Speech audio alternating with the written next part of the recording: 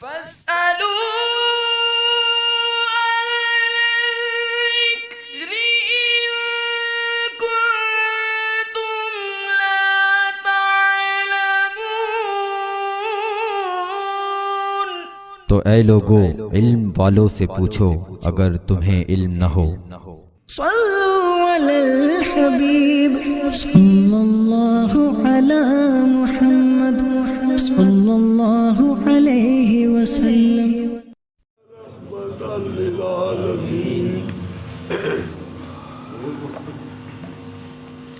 الحمدللہ رب العالمین والصلاة والسلام علی سید الانبیاء والمرسلین، اما بعد فاعوذ باللہ من الشیطان الرجیم، بسم اللہ الرحمن الرحیم۔ الصلاة والسلام علیکہ یا رسول اللہ وعلی آلک واصحابک یا حبیب اللہ۔ احل لکم لیلۃ الصیام الرفث الی نسائکم ہن لباس لکم وانتم لباس لہن، علم اللہ انکم کنتم تختانون انفسکم فتاب علیکم وعفا عنکم، فالآن باشروہن وابتغوا ما کتب اللہ لکم وَكُلُوا وَاشْرَبُوا حَتَّى يَتَبَيَّنَ لَكُمُ الْخَيْطُ الْأَبْيَضُ مِنَ الْخَيْطِ الْأَسْوَدِ مِنَ الْفَجْرِ ثُمَّ أَتِمُّوا الصِّيَامَ إِلَى اللَّيْلِ وَلَا تُبَاشِرُوهُنَّ وَأَنْتُمْ عَاكِفُونَ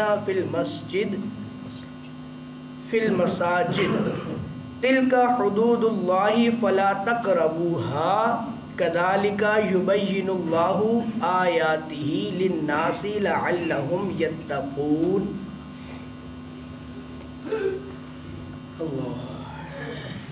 روزوں کی راتوں میں اپنی عورتوں کے پاس جانا تمہارے لیے حلال ہوا، وہ تمہاری لباس ہیں اور تم ان کے لباس۔ اللہ نے جانا کہ تم اپنی جانوں کو خیانت میں ڈالتے تھے، اس نے تمہاری توبہ قبول کی اور تمہیں معاف فرمایا، تو اب ان سے صحبت کرو اور طلب کرو جو اللہ نے تمہارے نصیب میں لکھا ہوا، اور کھاؤ اور پیو یہاں تک کہ تمہارے لیے ظاہر ہو جائے سفیدی کا ڈورا سیاہی کے ڈورے سے پھٹ کر، پھر رات آنے تک روزے پورے کرو اور عورتوں کو ہاتھ نہ لگاؤ جب تم مسجدوں میں اعتکاف سے ہو، یہ اللہ کی حدیں ہیں، ان کے پاس نہ جاؤ۔ اللہ یوں ہی بیان کرتا ہے لوگوں سے اپنی آیتیں کہ کہیں انہیں پرہیزگاری ملے۔ سبحان اللہ۔ یہ رمضان کا روزوں کے تعلق سے اللہ تبارک و تعالیٰ نے اس لمبی آیت کے اندر تقریباً ساری تفصیل بیان فرما دی ہے کہ روزوں کو ہم نے کیسے رکھنا ہے، کیسے پورا کرنا ہے۔ پہلے یہ تھا اوائل اسلام میں کہ حضور جان عالم علیہ السلام نے یہ حکم ارشاد فرمایا تھا، روزوں کی کنڈیشن یہ تھی کہ ہم عشاء کی نماز تک سب کچھ کھا پی سکتے ہیں، سب کچھ کر سکتے ہیں روزے کے تعلق سے، جو کچھ افطار سے عشاء کی نماز تک ہم نے کھانا پینا ہے، جس طرح کا جو بھی کھانا پینا ہے، یا عورتوں سے تعلق جو قائم کرنا ہے میاں بیوی والا رشتہ، وہ بھی عشاء کی نماز تک ہے، یا عشاء کی نماز سے پہلے تب ختم ہو جائے گا کہ جب ہم مغرب کے بعد سو گئے، مغرب کی نماز پڑھی، اس کے بعد جیسے ہی ہم سوئے تو اب وقت ختم ہو گیا، اب اس کے بعد کھا پی نہیں سکتے۔ تو بہت سے صحابہ ایسے تھے جن سے یہ غلطی سرزد ہو جاتی کہ وہ رات کو اپنی بیویوں سے تعلقات قائم کر لیتے، پھر صبح حضور کے پاس آتے، نادم ہوتے، توبہ کرتے۔ پھر یوں ہوا کہ اللہ تبارک و تعالیٰ نے اس آیت کے ذریعے حکم یہ ارشاد فرمایا کہ تم راتوں میں بھی اپنی ازواج سے تعلقات قائم کر سکتے ہو، یہ اس کی اجازت مل گئی۔ اور پھر یہ حضرات جو ہے وہ اس کی جب ان کو اجازت مل گئی تو پچھلے جو ان کے گناہ تھے وہ اللہ تبارک و تعالیٰ نے معاف فرما دی۔ اس آیت میں اگلا لفظ ہے وابتغوا، اور تلاش کرو۔ تلاش کرنے سے دو باتیں مراد ہیں، یا تو یہ ہے کہ حق کے ساتھ زوجہ کے ساتھ ہم بستری کرنا، اور دوسرا حکم، دوسرا معنی اس کا یہ بھی بیان کیا گیا ہے کہ تلاش کرنے سے مراد یہ ہے کہ تم روزوں کی راتوں میں، رمضان کی راتوں میں کثرت کے ساتھ عبادت کرو اور عبادت کر کے اپنا جو ہے وہ نصیب اچھا نصیب جو ہے وہ اللہ کے پاس تلاش کرو. یہ 2 قول اس کے بارے میں لکھے ہیں. کلو وشربو اسی کے تعلق سے ہے کہ جیسے رمضان کی راتوں میں صحبت منع تھی ازواج سے، ویسے ہی کھانا پینا بھی منع تھا کہ عشاء کی نماز تک ہی کھانا پینا ہے، اس کے بعد نہیں کھانا.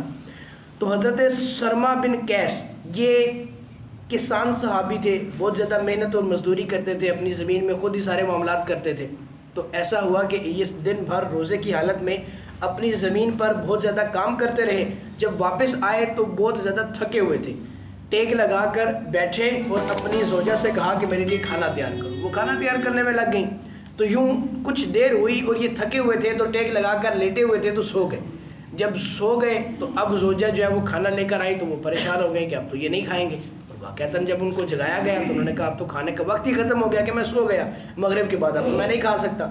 تو اسی حالت میں انہوں نے کیا کیا کہ انہوں نے اگلا روزہ بھی رکھ لیا. ان کی کمزوری اس انتہا کو پہنچی کہ اگلے دن وہ ظہر میں غش کھا کر گر گئے، بے ہوش ہو گئے. حضور نے پوچھا انہیں کیا ہوا؟ تو صحابہ نے سارا واقعہ بیان فرمایا کہ انہوں نے یوں کیا کہ کل بھی روزہ تھا، رات کو بھی کچھ کھا نہیں پائے اور آگے پھر انہوں نے روزہ رکھ لیا. تو سرکار کی طبیعت مبارکہ پر یہ گراں گزرا، اپنے صحابی کا یوں گر جانا حضور کو گراں گزرا. تو حضور کو گراں گزرا تو اللہ نے فوراً حکم ارشاد فرما دیا کہ رمضان کی راتوں میں کھاؤ بھی اور پیو بھی. اجازت مل گئی حضور کی وجہ سے، اس صحابی کی وجہ سے، حضور کے رقیق القلب ہونے کی وجہ سے ہمیں بھی اجازت مل گئی. ورنہ یہ حکم یہی تھا کہ مغرب سے عشاء تک کھانا پینا تھا، اس کے بعد آگے پھر روزے کی کیفیت میں ہی رات بھی گزارنی تھی. تو ان صحابی کی وجہ سے ہمیں بھی یہ اجازت مل گئی کہ ہم جو ہے وہ آگے رکھیں. اب اس کے اندر ایک اور بات ہے صوم وصال. حضور جان عالم علیہ السلام نے دیکھا کہ صحابہ پر نکاحت طاری ہو رہی ہے. صحابہ بڑے پریشان ہیں، بہت کمزور ہو گئے ہیں جناب، وہ گر رہے ہیں، کوئی ادھر غش کھا کے گر رہا ہے، کوئی ادھر. سرکار نے پوچھا یہ کیا ہوا تم لوگوں کو، کیوں اتنے کمزور ہو رہے ہیں؟ بخاری کی حدیث حضرت ابو ہریرہ سے روایت ہے.